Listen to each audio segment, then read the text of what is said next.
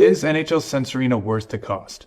You know what? Let's talk about that. Let's be honest, hockey is not cheap.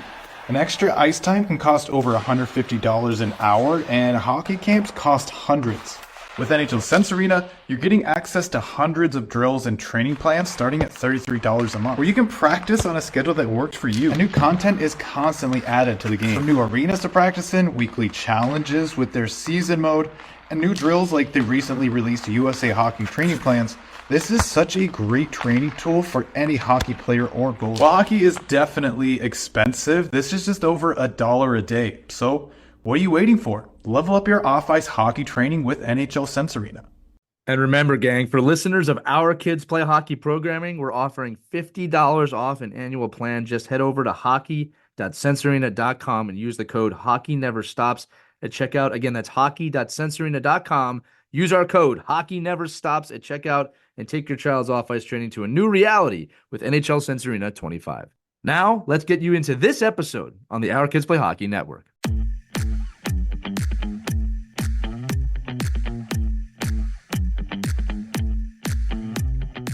Hello, hockey skaters and goalies around the world. Welcome back to another edition of the Ride to the Rink. We are talking directly to you today. We have a great friend here, John O'Sullivan, who is heavily involved in youth sports. He's a mentor to me and a lot of people out there.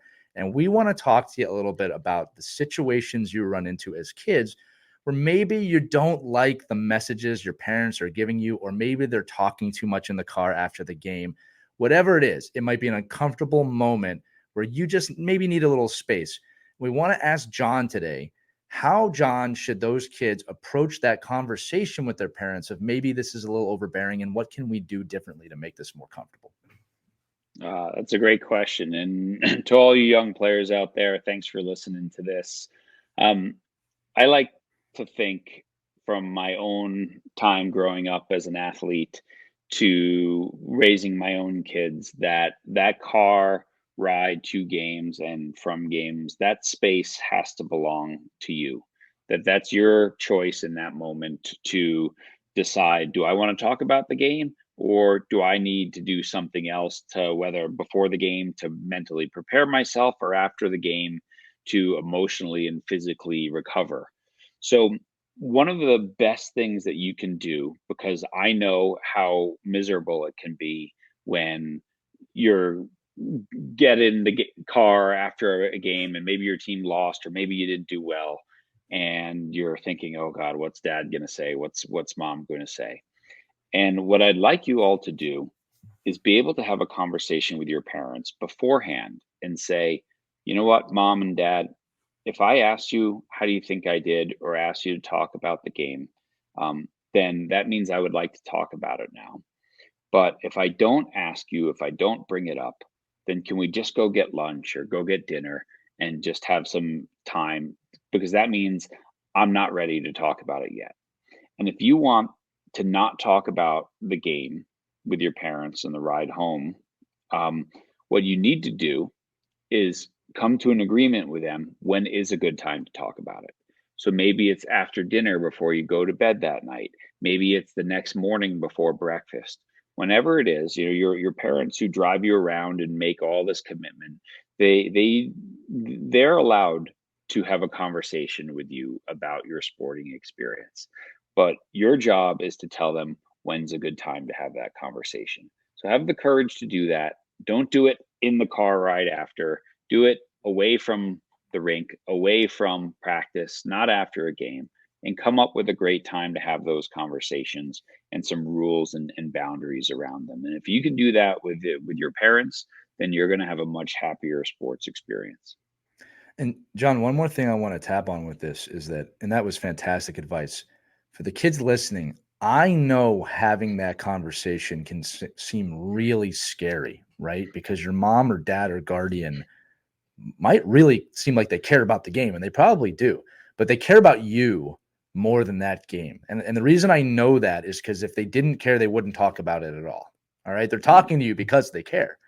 So, John, my follow-up question is this. If a kid is scared to talk to their parents, what is your advice to them to maybe understand that from a grown-up point of view of why it's okay to have this conversation? Well, Of course, sometimes it's intimidating to talk to our parents, and number one, recognize that they're only having these conversations because they love us, right? So it's coming from a good place. Um, so have the courage to do that. That's part of growing up, is having the courage to advocate for yourself. And number two, if you don't have the if you just feel like I can't do that, but the car ride home, let's say, is miserable all the time, then maybe you ask your coach and you say, "Hey, coach, listen, could you help me talk to my parents? Because after the game, they always want me to spend 45 minutes talking about every aspect, and I just don't want to do it then, and it's really hard, and I always get upset. Can you help me talk to them so we can find a better time?" So sometimes your coach can be a great advocate in that moment to find a better time as well. That's a phenomenal answer, John, and phenomenal advice to this audience. And kids listening, this one is a tough one, right? But it's one that I'm glad that we explored today on the Ride to the Rink. Mike, do you have anything before I close this out? No, this is great. I think just to have that opportunity to, really have a conversation with your parents. Your parents want you to have a conversations with them. So don't feel like you can't do it. Just use this as your opportunity to open the door. I love it. Well, that's going to do it for this edition of the Ride to the Rink. John O'Sullivan, always a great guest. Mike Benelli, always a great best friend. And I'm Lee Elias. We'll see you on the next Ride to the Rink. Remember, kids, skate hard, have fun. We believe in you. You should too. We'll see you on the next edition. Have a good day.